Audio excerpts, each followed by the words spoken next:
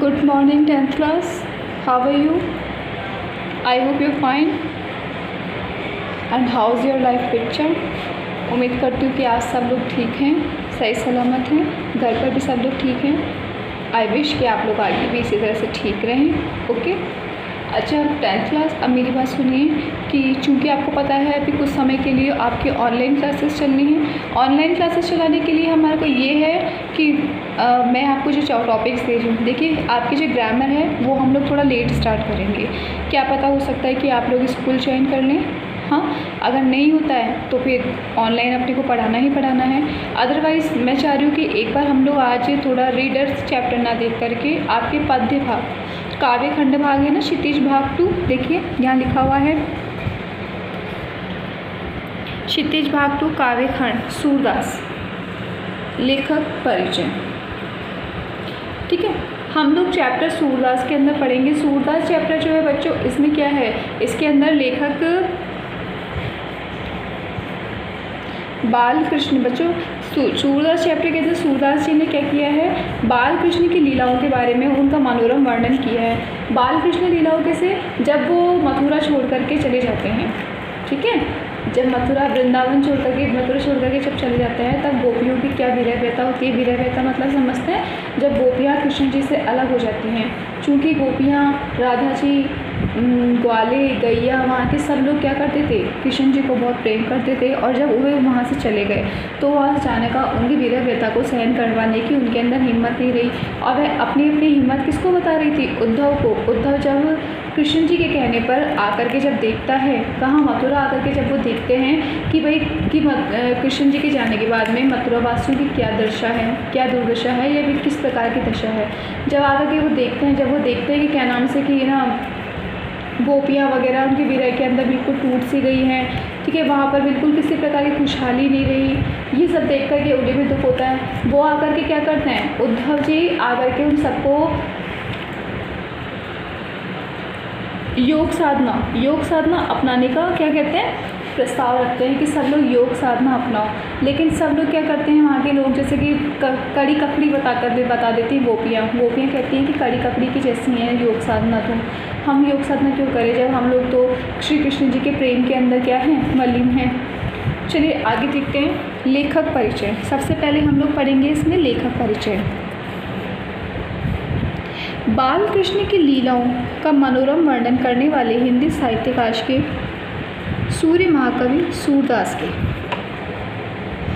के बारे में यह उक्ति प्रसिद्ध है। सूर सूर तुलसी शशि उडुगन केशव दास। महाकवि सूरदास का जन्म सन 1478 में माना जाता है। विद्वानों में इनके जन्म स्थल के बारे में भी मतभेद हैं। एक मान्यता के अनुसार इनका जन्म आगरा मथुरा मार्ग पर रेणुका क्षेत्र में हुआ था। कुछ विद्वान इनका जन्म स्थान दिल्ली के पास सीही में मानते थे। इनका देहावसान सन 1583 में पारसोली में हुआ था। महाप्रभु वल्लभाचार्य के अष्टछाप कवियों में सूरदास सर्वाधिक ख्याति प्राप्त कवि थे। ये मथुरा के गौ घाट पर रहकर श्रीनाथ के मंदिर में भजन कीर्तन करते थे। रचनाएं, माना जाता है कि सूरदास ने 1.25 लाख पदों की रचना की थी, जिनमें 7,000 पद ही प्राप्त हुए हैं। सूरदास साहित्य लहरी तथा सूर सारावली आपकी प्रमुख रचनाएं हैं, जिनमें सूर सागर सर्वाधिक प्रसिद्ध है। भाषा शैली मूलतः सूर, वात्सल्य, श्रृंगार व भक्ति के श्रेष्ठ कवि माने गए हैं। इनकी कविता में ब्रज भाषा का परिष्कृत रूप दिखाई देता है। आपके पदों में रस, अलंकारों की प्रचुरता व भाषा की सहजता द्रष्टव्य है। मानव मन की सहज वृत्तियों का जैसा निरूपण सूर की कविताओं में मिलता है, वैसा कई अन्यत्र नहीं दिखाई देता।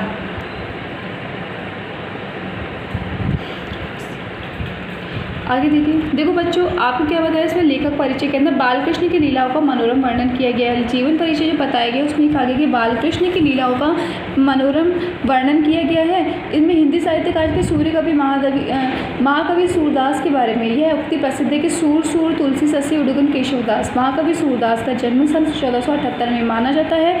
विद्वानों में इनके जन्म स्थल के बारे में भी मतभेद है। एक मान्यता के अनुसार इनका जन्म आगरा मथुरा मार्ग पर रुणकता रेणुका क्षेत्र में हुआ था। कुछ विद्वान इनका जन्म स्थान दिल्ली के पास सीही में मानते थे। इनका देहावसान सन 1583 में पारसौली में हुआ था। महाप्रभु वल्लभाचार्य के अष्टछाप कवियों में सूरदास सर्वाधिक ख्याति प्राप्त कवि थे। ये मथुरा में गौ घाट पर रहकर श्रीनाथ के मंदिर में भजन कीर्तन करते थे। रचना माना जाता है कि सूरदास ने 1.25 लाख पदों की रचना की थी, जिनमें 7000 पद ही प्राप्त हुए हैं। देखो बच्चों, इन्होंने क्या था, 1.25 लाख पदों की रचना की थी, जिसमें से हमारे को 7000 पद ही प्राप्त हो पाए हैं। मतलब इनकी रचनाएं कहीं और लिप्त हो गई। लिप्त हो जाने से क्या हुआ, इनके सिर्फ 7000 पद ही सबको प्राप्त हो सके। सूरसागर साहित्य लहरी तथा सूर सरावली सूरसागर साहित्य लहरी तथा सूर सरावली आपकी प्रमुख रचनाएं हैं, जिनमें सूरसागर सर्वाधिक प्रसिद्ध है। इन्होंने भाषा शैली के लिए बोला है कि मूलतः सूर वात्सल्य श्रृंगार व भक्ति के श्रेष्ठ कवि माने गए हैं। इनकी कविता में ब्रज भाषा का परिष्कृत रूप दिखाई देता है। आपके पदों में रस अलंकारों की प्रचुरता व भाषा की सहजता द्रष्टव्य है। मानव मन की सहज वृत्तियों का जैसा निरूपण सूर्य की कविताओं में मिलता है, वैसा कहीं अन्यत्र नहीं दिखाई देता। अब देखिए कविता का सार इन्होंने बताया है। इस पाठ में सूरसागर के भ्रमर गीत से 4 पद लिए गए हैं। इन पदों में श्री कृष्ण के मथुरा चले जाने के बाद गोपियों की विरह व्यथा व्यक्त हुई है। भ्रमर का नाम लेकर गोपियों ने श्री कृष्ण के सखा और संदेशवाहक उद्धव पर पैने व्यंग बाण छोड़े हैं। देखो ये क्या कहना चाह रही बच्चों, चलो इसको पहले पूरा पढ़ो। प्रथम पद में गोपियों ने कहा है कि यदि उद्धव ने कभी किसी से प्रेम किया होता तो वह गोपियों की विरह के कष्ट को अवश्य समझ पाती। दूसरे पद में गोपियों का कृष्ण के प्रति अटूट प्रेम उनके शब्दों में व्यक्त हुआ है कि उनकी मन की इच्छाएं तो उनके मन में ही रह गई। तीसरे पद में गोपियों ने उद्धव की योग साधना को कड़वी ककड़ी बताकर अस्वीकृत कर दिया। चौथे पद में गोपियों ने कृष्ण पर कटाक्ष करते हुए कहा कि अब वह सच्चे प्रेमी नहीं, कुटिल राजनीतिज्ञ बन गए हैं। देखो बच्चों, कुल मिलाकर ये है कि उद्धव जब मथुरा से मदुरा जाते हैं, श्री कृष्ण का संदेश पाकर के, जब श्री कृष्ण ने संदेश देते हैं कि जाकर के एक बार मथुरा की नगरी को संभालो कि वहाँ के लोग कैसे हैं क्या नहीं। जब उनका भी मन नहीं लग रहा होता है बच्चों, वो भी जाकर के एक बार देखना चाहते हैं कि वो उनके ग्वाल बाल सखा, उनकी गोपियाँ, उनकी राधा, उनकी माता यशोदा, नंद बाबा, ये सब लोग आखिर में किस प्रकार से जीवन व्यतीत कर रहे हैं, क्योंकि श्री कृष्ण के बिना इन सबको अपना जीवन अधूरा सा लगता था। देखिए आगे इन्होंने सबसे पहले कहा कि इस पाठ के सूरसागर के भ्रमर गीत में 4 पद लिए गए हैं। इन पदों में श्री कृष्ण के मथुरा चले जाने के बाद, ठीक है, श्री कृष्ण के मथुरा चले जाने के बाद गोपियों की विरह व्यथा व्यक्त हुई है। भ्रमर का नाम लेकर गोपियों ने श्री कृष्ण के सखा और संदेशवाहक उद्धव पर पैने व्यंग्य बाण छोड़े हैं। जब श्री कृष्ण का संदेश पाकर के उद्धव जाकर गोपियों से मिलते हैं तो गोपियाँ क्या करती है, उन्होंने उद्धव के ऊपर बहुत पैने व्यंग्य बाण, मतलब बहुत कड़वी सच्ची परंतु कड़वी बातें बोल दी उनको। प्रथम पद में गोपियों ने कहा है कि यदि उद्धव ने कभी किसी से प्रेम किया होता तो वे गोपियों की विरह के कष्ट को अवश्य समझ पाते। अब जो पहला पद इसमें आपको दिया गया है, उस पद के अंदर उन्होंने बोला है कि अगर गोपियाँ कहती हैं कि उद्धव, अगर तुमने भी हमारी तरह जिस प्रकार से हमने श्री कृष्ण से सच्चा प्रेम किया है, उसी प्रकार से अगर तुमने भी किसी से सच्चा प्रेम किया होता तो शायद तुम्हें हमारे विरह की, हमारे कष्ट की क्या होता, हमारा कष्ट समझ में आ पाता, हमारा विरह क्या होता है ये पता चल पाता। दूसरे पद में देखिए, दूसरे पद में क्या कह रही है वो, दूसरे पद में गोपियों का श्री कृष्ण के प्रति अटूट प्रेम उनके इन शब्दों में व्यक्त हुआ है कि उनके मन की इच्छाएं तो उनके मन में ही रह गई। आगे कह रहे कि दूसरे पद में श्री कृष्ण के प्रति अटूट प्रेम, बच्चों आगे वो कहना चाह रहे हैं कि श्री कृष्ण के प्रति उनके मन में कितना अटूट प्रेम लिखा हुआ था, ये चीज़ उनके मन में कब व्यक्त हुई है, दूसरे टाइम में लिखा है कि श्री कृष्ण के मन में कितना अटूट प्रेम था, किसके लिए, सॉरी बच्चों, गोपियों के मन में श्री कृष्ण के प्रति कितना अटूट प्रेम है, ये उनके इन शब्दों से जाहिर हो पा रहा है कि जब वो ये कह रही है कि हमारे मन की इच्छा है तो हमारे मन में ही रह गई। तीसरा देखिए, तीसरे पद में तीसरे पद में गोपियों ने उद्धव की योग साधना को कड़वी ककड़ी बताकर अस्वीकृत कर दिया है। तीसरे पद में जब उद्धव जो होता है ना बच्चों, उद्धव उन लोगों को योग साधना अपनाने का निर्देश देता है कि प्रस्ताव रखता है कि योग साधना को अपना लो, लेकिन वो क्या कहती हैं कि योग साधना तो कड़वी ककड़ी के समान है। भले ही भगवान का बच्चों योग साधना होती है ना भगवान के मन प्रति अंतर्ध्यान हो जाना, मतलब भगवान की भक्ति में लीन रहना। हम कहते हैं ना संन्यास ले लेते हैं, उसे योग साधना कहते हैं कि तुम लोग क्यों ना वो योग साधना अपना लो। तो उसे क्या कहते हैं, भगवान की भक्ति को भी इन्होंने क्या कह दिया, कड़वी ककड़ी बता दिया। किसके सामने, अपने श्री कृष्ण के प्रति प्रेम के सामने। चौथे पद में गोपियों ने कृष्ण पर कटाक्ष करते हुए कहा कि अब वह सच्चे प्रेमी नहीं, कुटिल राजनीतिक के बन गए हैं। ठीक है, जब उद्धव उन्हें योग साधना अपनाने के लिए कहते हैं और ये कहते हैं ना कि श्री कृष्ण ने उन्हें ये निर्देश दिया है कि आप लोग सब श्री योग साधना को अपना लो, तब गोपियाँ कहती हैं कि अब श्री कृष्ण के अंदर क्या वो प्रेम वाली बात नहीं रही। मतलब श्री कृष्ण ने कृष्ण पर कटाक्ष करते हुए कहा कि अब वो सच्चे प्रेमी नहीं है, कुटिल राजनीति के बन गए। कुटिल राजनीति के कैसे कि भाई उन्होंने हमारे ऊपर ये कैसे कह दिया कि क्या नाम से कि हम लोग योग साधना को अपना, जबकि हम सब लोग क्या है उनके प्रेम के प्रति विवश है।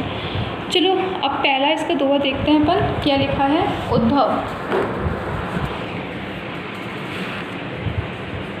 देखो क्या लिखा है। उद्धव तुम हो अति बड़भागी, अपरस रहत स्नेह तकत, नाहिन मन अनुरागी।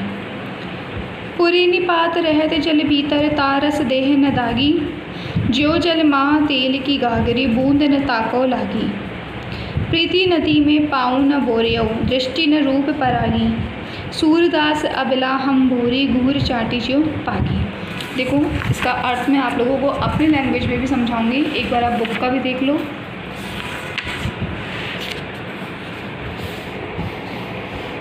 देखो संदर्भ तथा प्रसंग। प्रस्तुत पद, बच्चों आपको ये बात अच्छी तरीके से मालूम है कि कोई भी पद्य अगर आप लिखते हैं तो उसके साथ में हम संदर्भ और प्रसंग लिखना ज़रूरी ही नहीं बल्कि बहुत ज़रूरी होता है। बोर्ड के एग्ज़ाम्स के अंदर अगर आपके 6 मार्क्स का, ठीक है, 6 मार्क्स का भी अगर एक आपके दोहा खंड भाग आता है ना, तो 6 मार्क्स के अंदर 2 नंबर आपके प्रसंग के, संदर्भ प्रसंग के मिलते हैं। देखिए क्या लिखा है। सबसे पहली लाइन क्या लिखी है। प्रस्तुत पद सूरदास